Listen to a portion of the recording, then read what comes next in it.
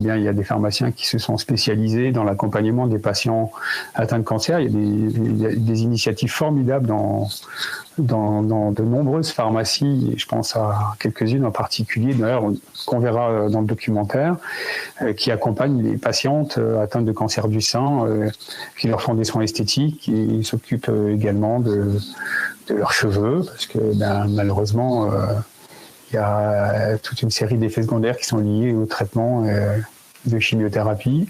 Et il y a tout un accompagnement global de ces personnes dans les pharmacies. Il y a également des entretiens autour des maladies chroniques. Alors quand on pense maladies chroniques, on pense forcément médecine intégrative. Et depuis la fin de l'année 2023, et ça, c'était dans le cadre d'un test, mais là ça se généralise à partir de 2024, les pharmaciens vont être également sollicités dans le cadre des entretiens de prévention.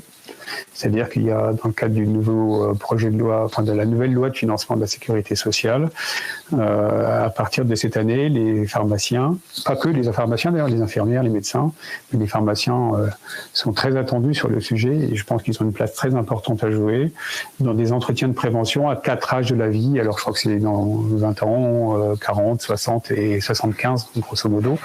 Je ne sais plus les tranches d'âge précises, mais c'est à peu près aux 4 périodes clés de la vie où seront proposés donc aux patients de manière bien sûr prise en charge par la sécurité des entretiens de prévention.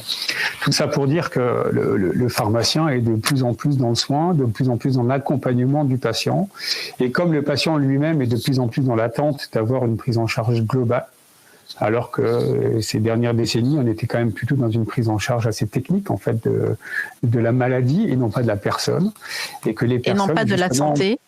Et non pas de la santé. Exactement. Eh bien, les pharmaciens ont un vrai rôle à jouer dans toutes ces approches. Donc, ils doivent aussi connaître finalement le parcours de soins, le parcours de santé du patient. Et dans certains cas, le patient va voir un naturopathe, va voir une hypnopatricienne, etc. Et donc, le pharmacien doit aussi être en capacité de comprendre non seulement quels peuvent être les bénéfices, mais aussi les risques en fait de ces différentes pratiques, parce que certaines ne sont pas forcément adaptées, et peut-être aussi de les proposer, soit dans le cadre de leurs entretiens, parce qu'il y a des petites choses, des petites techniques qui sont très simples. Je pense à des techniques de respiration, par exemple, comme la cohérence cardiaque. Oui. Exactement, qui 3 fois par jour, 5 minutes, c'est pas bien compliqué, et ça a d'énormes bénéfices en termes de santé. Et puis après, ça peut être aussi des techniques autour qui sont issues du yoga, par exemple, d'étirement du psoas. Enfin, il y a plein de petites choses en fait qui peuvent apporter beaucoup de bienfaits et de bien-être aux patients. Donc oui, le pharmacien, il est au cœur aujourd'hui du parcours de santé des patients. Et il est à la fois dans le parcours du soin, quand la personne est médicalisée, mais il est également dans la prévention, et également dans la prévention primaire, hein, comme je le disais, vaccination, dépistage, mais ça ne s'arrête pas uniquement à ça. C'est aussi la nutrition, c'est aussi la qualité du sommeil. Enfin, c'est toutes ces dimensions de la santé qui finalement ne sont pas forcément, ne nécessitent pas forcément l'intervention d'un médecin qui, encore une fois, de toute façon, n'a plus le temps. Et il y en a de moins en moins et il refuse des nouveaux patients. Et dans ce contexte de désertification et de rarification des cabinets médicaux, effectivement, la prise en charge paramédicale et autour devient indispensable. Et si en plus on parle de prévention et non pas de soins, c'est encore mieux. C'est ça. C'est-à-dire qu'on n'attend pas d'être malade, mais on essaye de comprendre comment on fonctionne et se connaître. En fait, on va enfin vers une autonomisation du patient, d'apprendre à se prendre en charge, de se connaître, de s'écouter.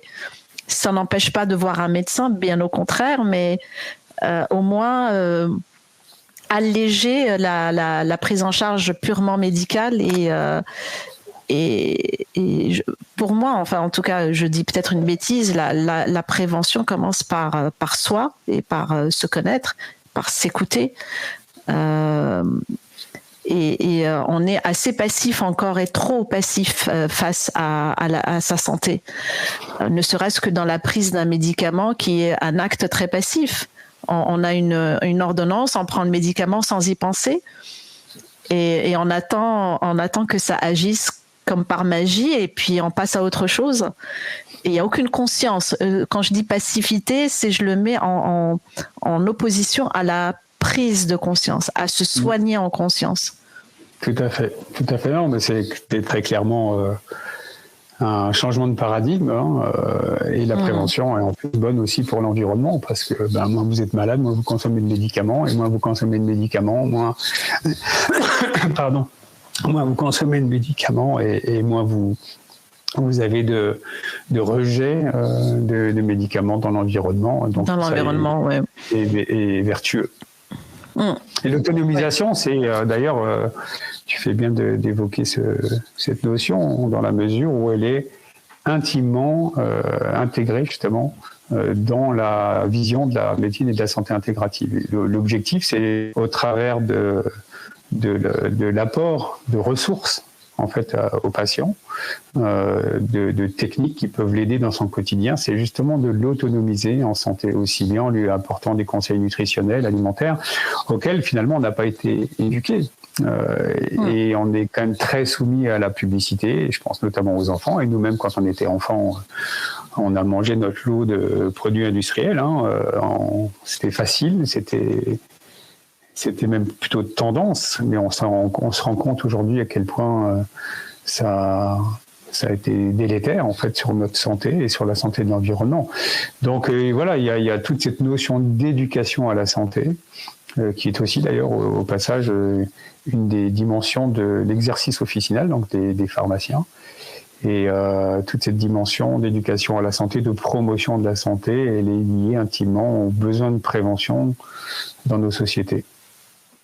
Prendre soin de soi, c'est prendre soin des autres.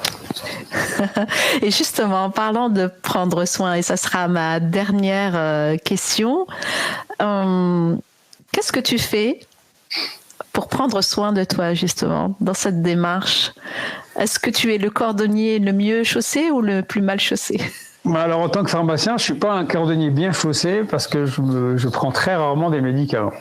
Mais on va dire que c'est peut-être parce que j'ai de la chance d'être encore à peu près en bonne santé, malgré le fait que j'avance aussi dans l'âge et qu'il faut que je sois attentif. Moi, je pratique le yoga depuis maintenant... ça fait pas si longtemps que ça, depuis il y a pratiquement 2 ans. Je pourrais te dire d'ailleurs pourquoi je me suis mis au yoga, mais je pratique la cohérence cardiaque et des techniques de respiration tous les jours, et également la méditation. Alors j'ai dans mes bonnes résolutions de l'année de refaire plus de sport. Parce que je me déplace beaucoup, et quand on se déplace, finalement, c'est pas simple de s'astreindre à avoir une activité physique. Oui. Ouais, après, j'ai une alimentation qui est plutôt très saine. Je fais attention à ce que je mange. Et je suis pas végétarien, mais je mange quasi exclusivement je mange très peu de viande, et parce que j'adore les légumes en fait, parce que du coup moi c'est un vrai plaisir de manger et de cuisiner les légumes. D'ailleurs, je dis toujours à mon épouse, laisse-moi éplucher les légumes, parce que c'est aussi un moment méditatif un peu pour moi.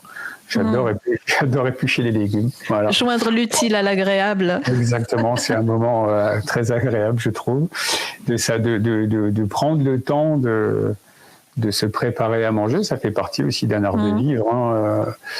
Et donc voilà. Et je me suis formé il y a quelques années à l'hypnose médicale.